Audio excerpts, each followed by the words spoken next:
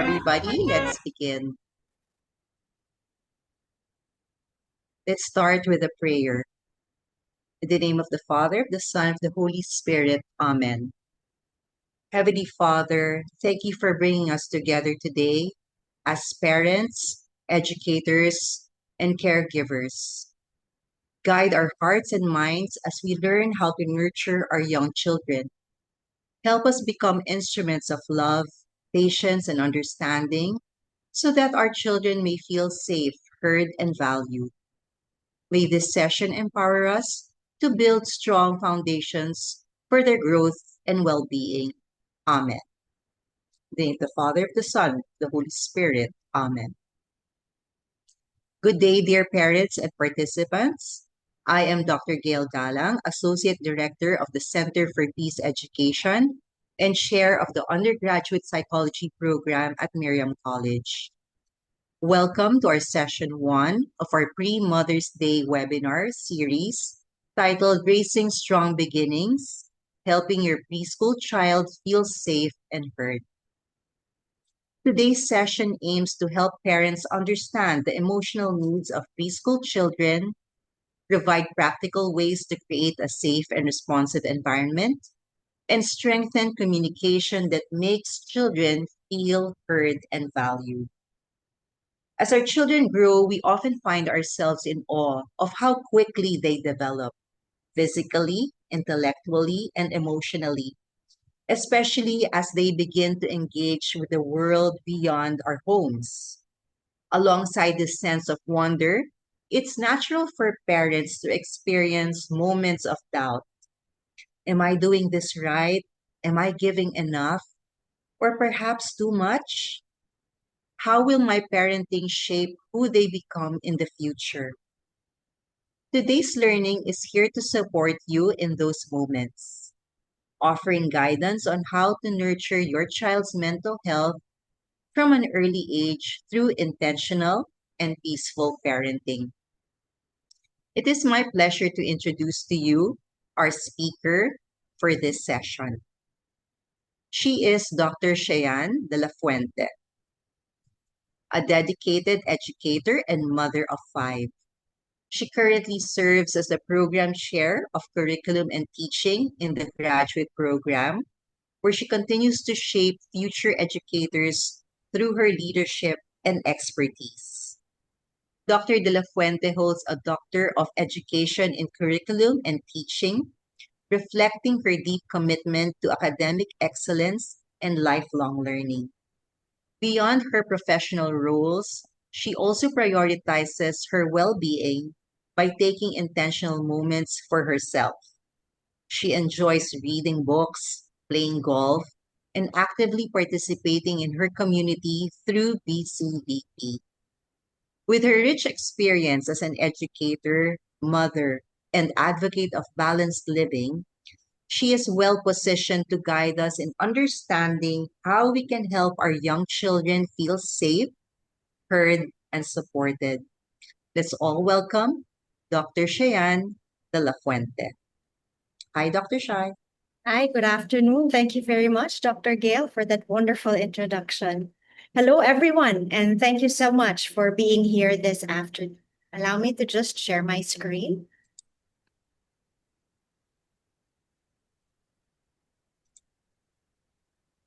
And here we go. So today's session is called Raising Strong Beginnings, Helping Your Preschool Children Feel Safe and Heard. You know, the preschool years from pre-nursery to kindergarten are some of the most important and also most challenging years of parenting. This is when children are learning how to express themselves, manage big emotions, and understand the world around them. It truly is a time of big growth. Before we begin, I'd love to get a sense of who's in the room today. So just think about it. Think about your children and maybe using one word, how would you describe your child's personality? Pause for a moment and think about it. Perhaps you would use words like energetic, curious, sweet, or strong willed. I'm seeing the word curious right there. Thank you very much. And that's exactly what makes this stage both beautiful and at times overwhelming. So let's take a moment to understand the preschool mind. At this age, our children are still developing the part of the brain responsible for self control and reasoning. So when they have big emotions or big feelings, they don't have yet the tools to manage them. That is why one of the most important mindset shifts we can have as parents is this: behavior is communication. So, what is your child trying to tell you? When a child is having a tantrum or refusing to listen or even acting out, it's not simply a misbehavior. It's often their way of saying, I'm overwhelmed, I am getting frustrated, or I need help.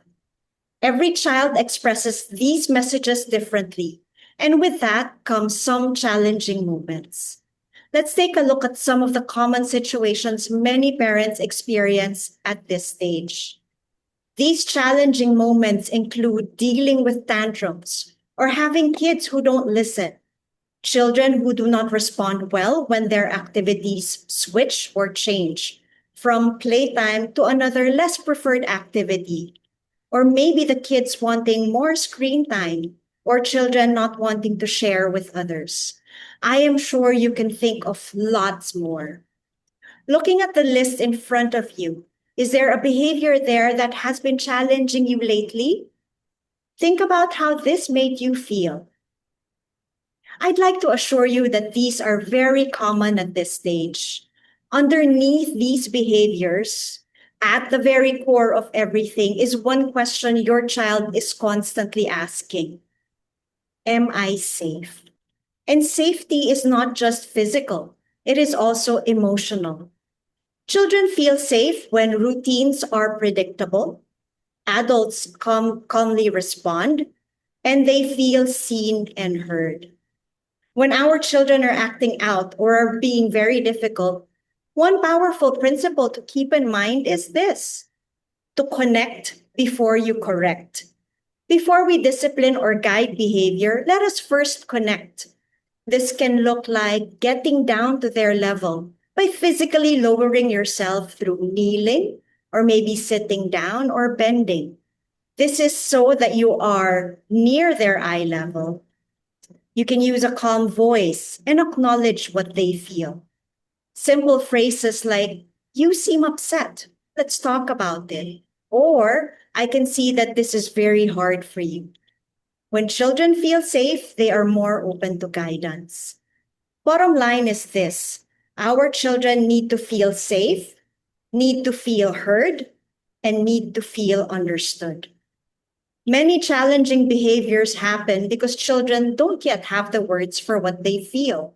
So they end up acting out what they can't say. This means that one of the most important skills we can teach is emotional labeling. A simple way to do this is by noticing what is happening. You might end up saying, I see that you are crying. And then you name it. Are you feeling frustrated or maybe angry? And then it's good to be able to normalize this particular behavior, reassuring them with statements like, that really happens sometimes. And finally, providing guidance. Let's try and figure this out together. Again, notice it, name the emotion, normalize it, and provide guidance. Over time, this helps children move from crying to saying, I'm mad, or hitting to saying, I don't like that. And that is already a huge developmental step. And when our children are still learning how to use big words for big feelings, those emotions don't disappear. They often come out in big ways, like a tantrum.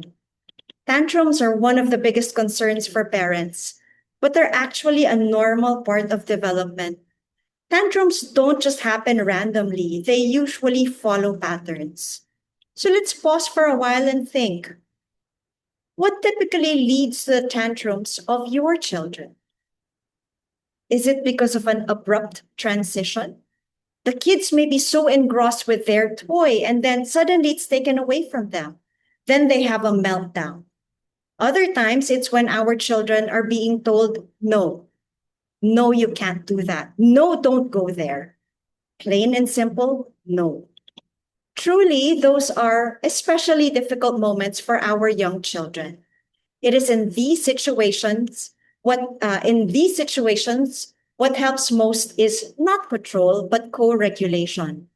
Instead of reacting, let us stay calm, acknowledge their feelings, but set a gentle boundary. You might say something like, I understand you are feeling angry right now, and it is because you still want to play with the toy. But you shouldn't be grabbing it, you know. We can take turns. Here, you are teaching both the emotion, labeling it, and showing what the appropriate or right behavior is.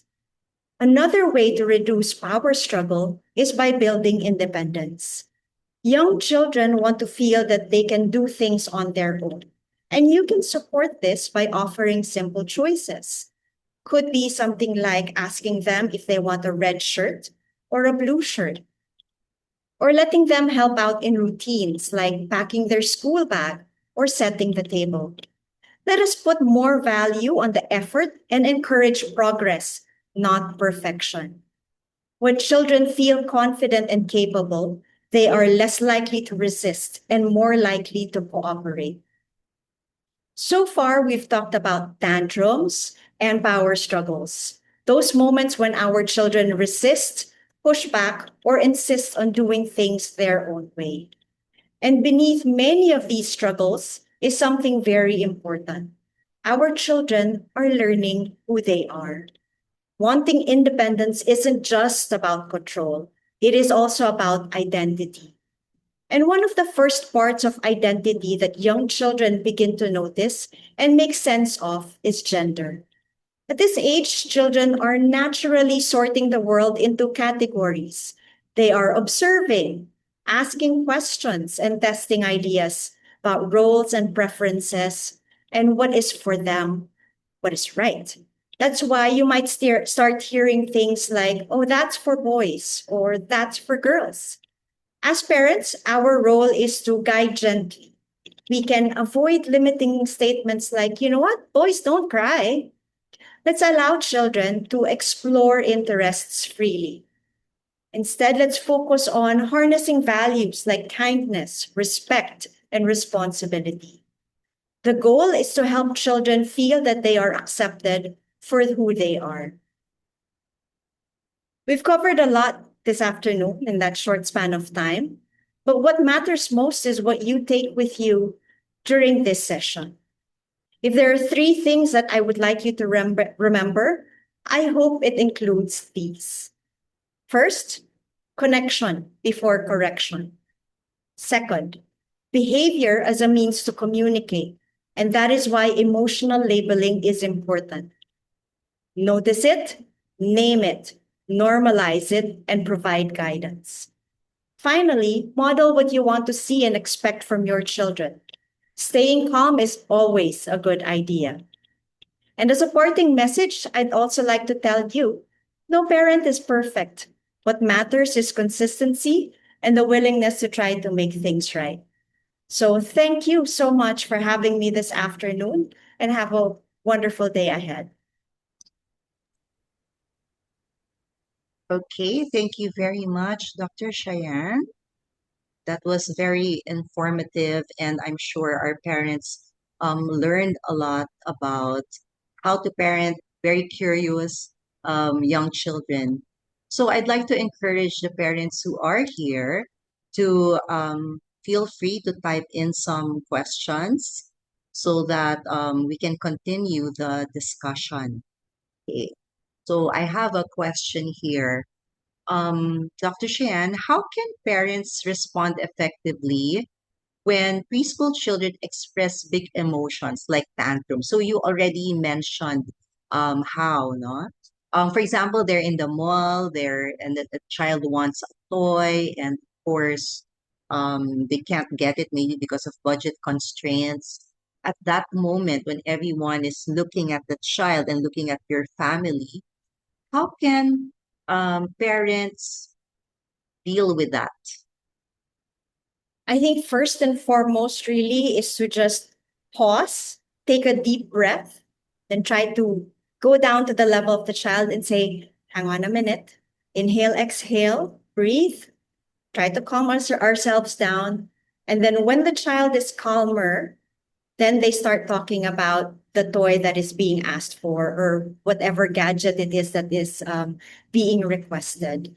If for financial constraints, the parent says, we can't get it right now, but perhaps we can get it after um, 5 days, 10 days, and then you can create those rings that we had when we were younger, so that we can save up. We can even ask the child to save up together with a parent just to be able to get that device or that gadget or that toy. Or another option would be to bring the child to a different area in that toy place and then provide a choice between two toys that is more affordable to you, but is something that is still palatable or likable on the part of the child. Okay. Yeah, offering choices will probably help, no? Like diffuse the big emotions that come with really wanting something so bad. Okay, so how can I help my preschool child express their feelings using words instead of crying or tantrums? Is there like a sentence that we can say at that moment? It's very important first to be able to label these feelings, because without these labels, the child will not know what words to say. So if a child is crying, then it's very important early on, with continuity, with consistency, we identify that feeling, that emotion. So we ask the child, are you sad? Are you mad? Are you angry? And then consistently keep doing that. So over time, the child will get it, will pick it up and say, okay, this is what I'm feeling right now. There's a big lump in my tummy and it's making me want to cry, and so that makes me want to also get mad. And eventually that back and forth with the parent and the child, they'll be able to identify that particular emotion. But of course, when I say that, I am taking into consideration like consistency in terms of getting the word associated with the emotion at the onset. Very important for the parent to be the one to identify it, to be the one to say, it looks like you're mad right now. It looks like it looks like you want to shout. And so it is in that particular moment and time when the child gets to identify that emotion. So then he picks up that this word actually means this particular feeling or emotion. So I think what you're trying to say is you're trying to mirror the emotions of your child and putting a label on To it it. so that they are also aware if what they're feeling is actually anger, frustration, or sometimes just being plain tired. Right. That's true. That is true. Especially after a long day in school, or after a particularly um, what hectic play date. Sometimes the children are just really tired, and so they're just cranky. And parents need to help identify and label those emotions. Yes, that's right. And sometimes it's not because they really want something. It's because they could be hungry or they could be Yes, thirsty. Yeah. that's true. And that's why they break into a tantrum. We think it's a tantrum, but actually it's a sign of other needs, like That's true. sleepy, hungry, tired, thirsty, or just wanting comfort from an adult. That's true. Okay. Sometimes it's a simple hug, and everything's all right in the world suddenly. So I guess there, if your child is having a tantrum, don't duplicate it by having Having your own. your own. Yeah. Okay, so here's a question. What are some simple ways to build a strong emotional connection with the child every day? So how can we parents build that emotional connection every day in the simple things that I'd like to share something that I used to do with my children when they were much younger.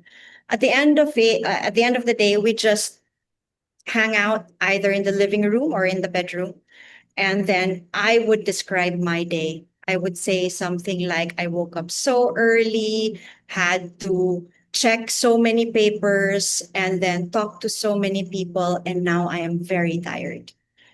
Who's next? And then they do the same. So they go through their day, of course, not as eloquent as that, but it allows them to just reflect on their day and then cap it off with a feeling or an emotion they might have at that particular point in time. And then after everyone's done, I have 5 kids, we just have a group hug. And it's just in that moment in time when we connect and we're really able to just appreciate everyone's day as it happened, and then also appreciate that we've got each other at the end of the day, and yeah, we hug each other out.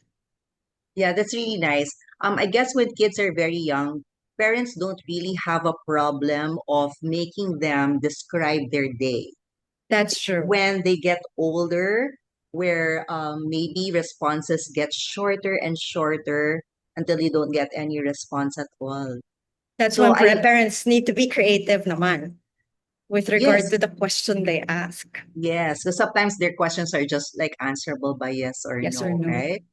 Or maybe you can ask about a certain day, like I noticed that you and let's say your playmate um were playing with something and you were laughing and laughing. So what was that all about? So I think that will encourage them to talk more. That's Like if true. it's directed, because sometimes the questions are so vague, like they don't know how to answer. It could also start as simple as, um, so what did you have for recess today? And then yeah, the child might say something along the lines of, it's a blueberry cracker. And then you go, hang on a minute, I didn't pack blueberry crackers for you today. It was a sandwich. Did somebody share with you? And then a name pops up, and then you as parent ask, oh, tell me more about, I don't know, let's say Gail. Tell me more about Gail. Is she your seatmate? Is she the person in front of you? And then by asking those very specific questions, and they're not attacking questions, right? It's very simple. You are able to gain more information and appreciate what your child goes through throughout the day.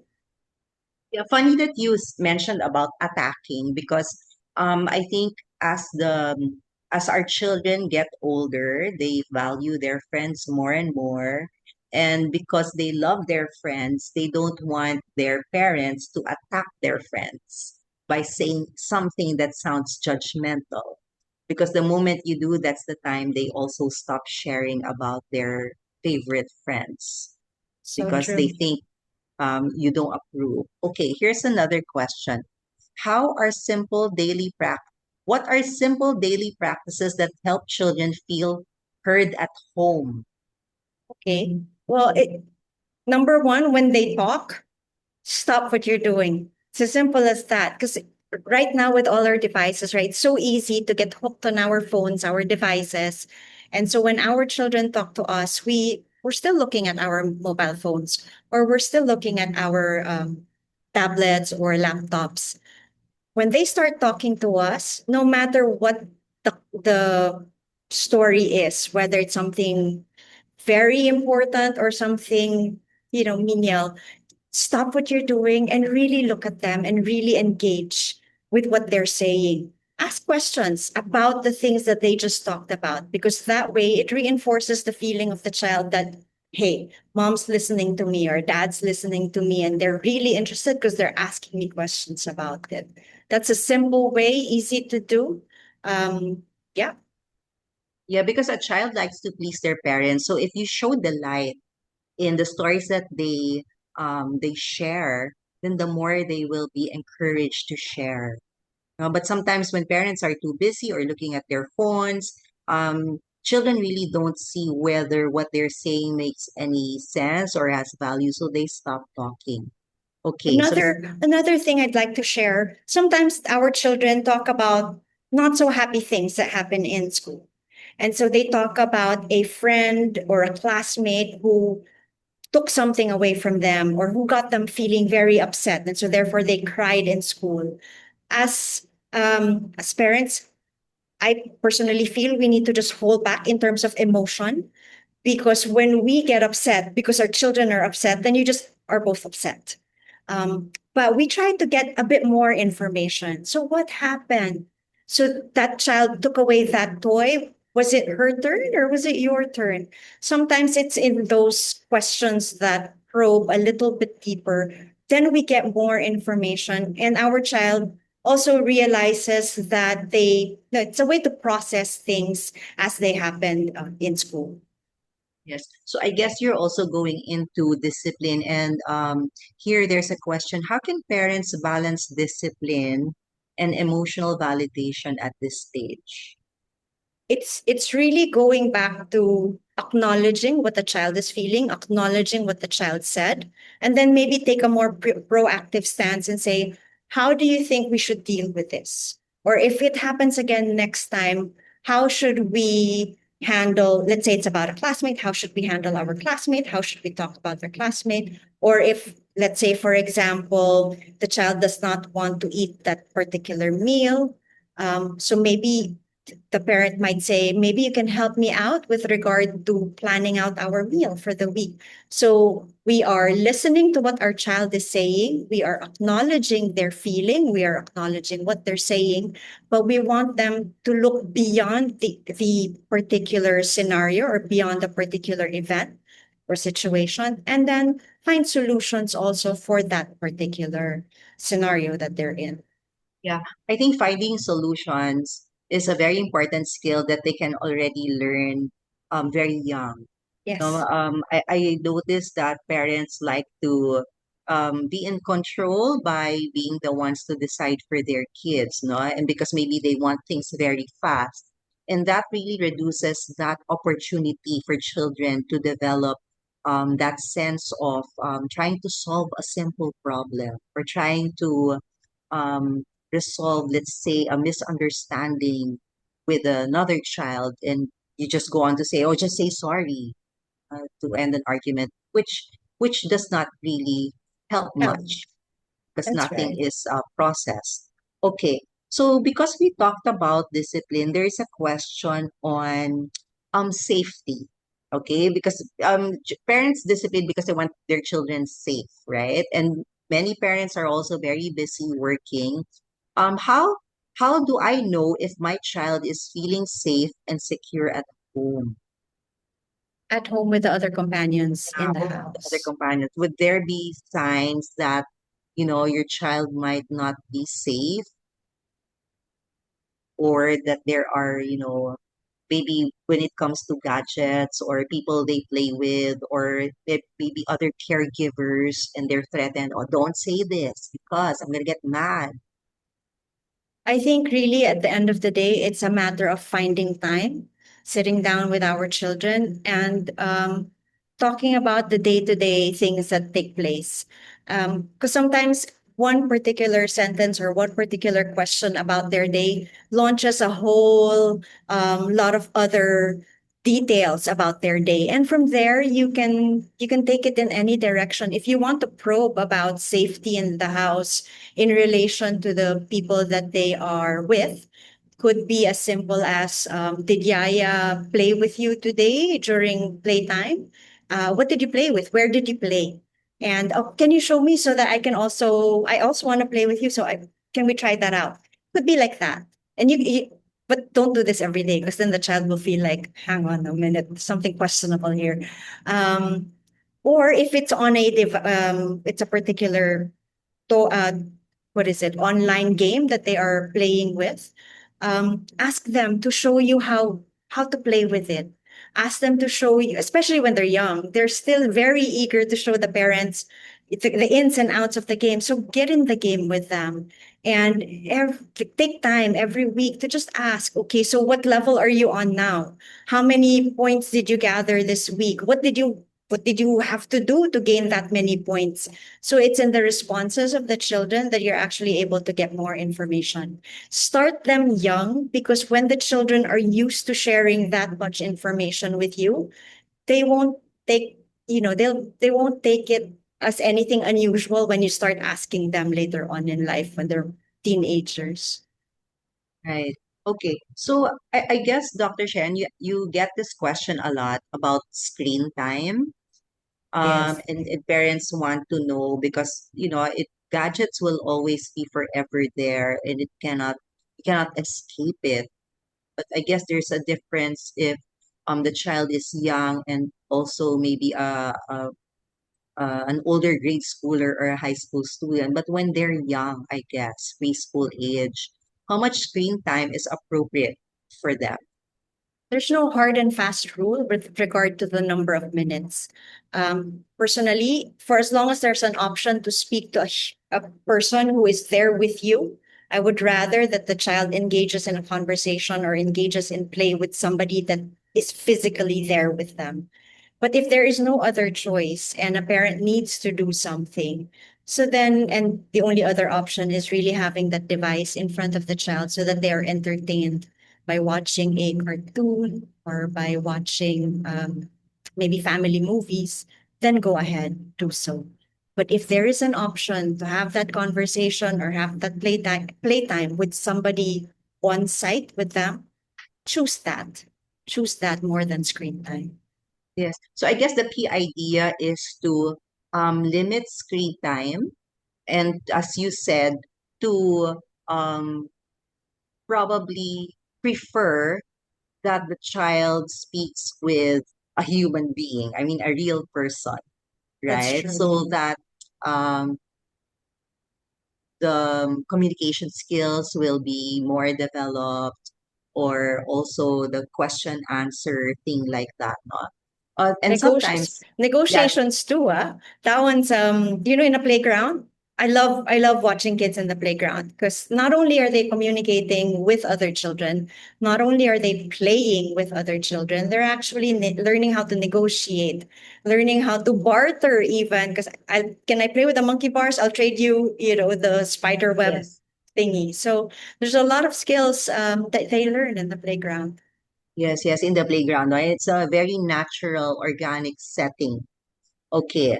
So, I guess if children keep on using their gadgets, then they will develop dependence for it, right? So, and then until a certain point, I don't know if you've seen it become viral. Now, when you get a gadget from a child, Oh, tantrum, yeah, tantrum. mega Yes. tantrum, right? So, um, how can a parent really reduce dependence on the gadget?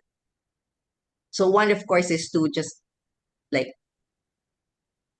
delay it, as As much much as as possible. possible. But if you would give it already, because you have no choice, everybody has it, they see it with their cousins, other brothers and sisters, then what would be basic rules?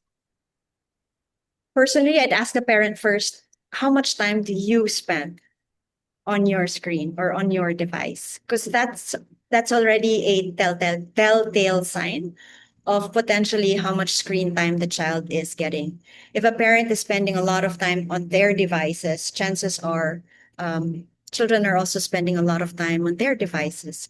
But if the parents are not as glued or not as attached to their devices, chances are they're probably engaging in conversation with the people around them in the house or with whoever they're with out in their social circles. So therefore, the child also, because the parent is engaged with them, the child will naturally be engaged in conversation, in play with their parents. So I hope that answers the question. Yes, yes. Yeah, So, just I guess just have the boundaries really clear. Like if it's 5 minutes, and really do it, because if you go beyond, then the child say, pwede naman pala longer, and mom will not really mind because she's busy herself, that's or dad true. is busy himself. So until you cannot enforce it anymore, right? In Okay. addition to that, just add in lang, no. Yes. Let's say you give a set time for the child to entertain themselves with a device, and you say 10 minutes. That's our agreed time. It would be beneficial to actually have an alarm clock that's set at 10 minutes, and so the child is aware. And then also go back to the child and say, "Oh, you only have 5 minutes left. Keep that in mind, 5 minutes." And then maybe when 3 minutes, when the child has only 3 minutes left, go back to the child and say 3 minutes left. So time is running, like we're counting down the time and you're running out of time. So start wrapping up. This also allows the child to just mentally prepare themselves that this device will be taken away from me in X number of minutes. And if they do negotiate, like, Mom, can I play just one more minute because I'm almost done? So I guess it would be okay to do that because they develop negotiating skills, but not too much to a point that, you always say yes. And so it's the child now has so much power over you. This one So I heard from a parent in my former school. Um, the child is allowed to negotiate, but that child is only allowed to negotiate once a month. So there's like a calendar that they have that they share. The child knows that she's only allowed to use the device during the weekends. And it's up to her to choose whether she'll negotiate on this particular Saturday or Sunday or next week. So that's nice too, because it gives ownership on the part of the child and when she can negotiate, but allows her to negotiate. It's not shut off right away. okay, okay, Dr. Shai. So summer is approaching. And after summer, it will be the start of another school year. And every time there's this long gap or this long vacation, it's so hard for some children to go back to school without feeling separation anxiety, okay, or being away from their parents or their home. So how can the child, let's say, prepare themselves for transitions?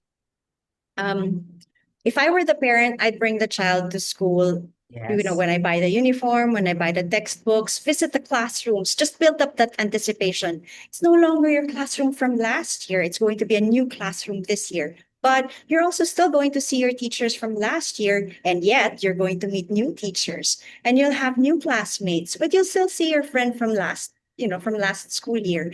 So it's a matter of allowing that continuity to be embedded in the mind of the child and say, whatever good times I had last year, I can still have it this coming year. And yet there's something new, something exciting that's going to be happening soon.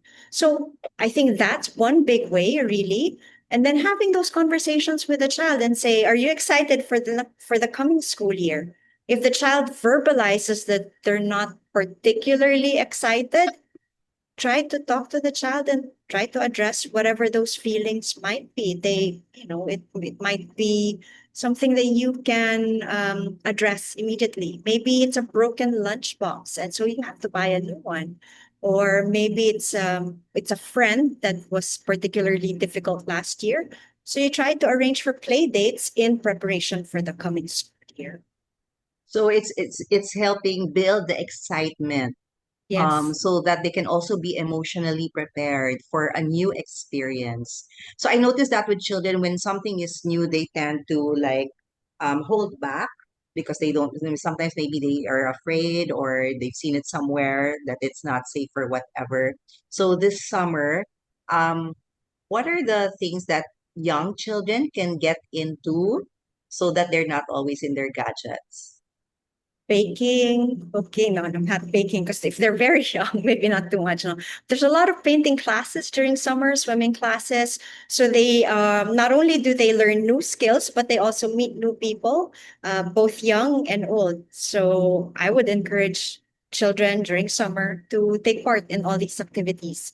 And parents, if you are able to bring the kids out for short trips around the city or maybe long drives outside of the city, why not take them? Because it's always fun for the kids.